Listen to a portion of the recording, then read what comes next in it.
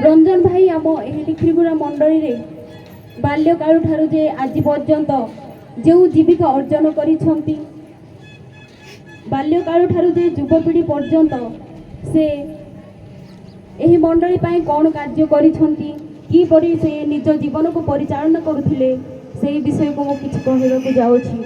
जदि कहबा मध्य किछि त्रुटि थाए समस्ते मार्जना करिबे। आमे समस्ते जानिचे विदाय होछि एक अभूला शब्द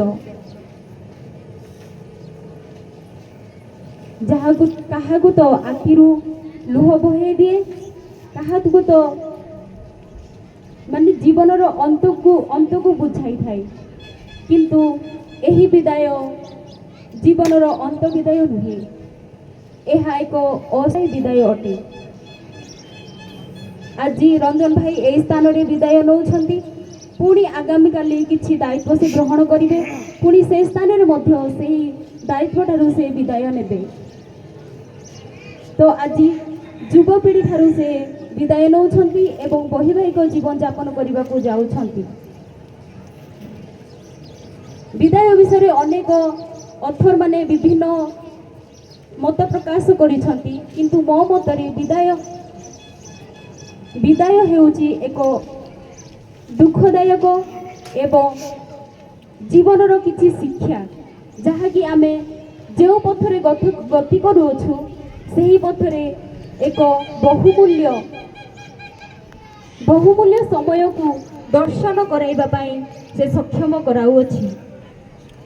दर्शन आमे समस्ते जीवन रे दर्शन करिचे ना बाल्यकाल को आमे माने समस्ते दर्शन करी आसीचे। दर्शन को इंग्लिश रे फिलोसफी कहा जाए। आमे समस्ते गोटे गोटे फिलोसफर रंजन भाई मध्य से जने फिलोसफर अटंती। से नॉलेज फिलोसफर न हेले मध्य आमे माने मध्य नॉलेज फिलोसफर नुह कि आमे माने मध्य बुद्धिजीवी नुह किंतु आमे माने बाल्य जीवनर सही जीवन को आमे दर्शन करी आसीथिबा गोटे गोटे मनुष्य। ए दर्शन कहिबार विषय अर्थात आमे समस्ते जेतेबेले माँ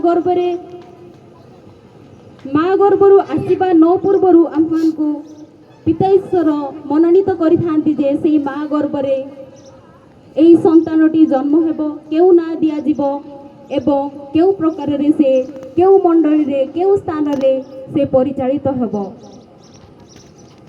तो रंजन भाई आम लिखिगुड़ा मंडली रे जन्म ग्रहण करि अछंती। जेतेबेले से माँ गर्भरू भूमि स्पर्श कले एई पानी पवन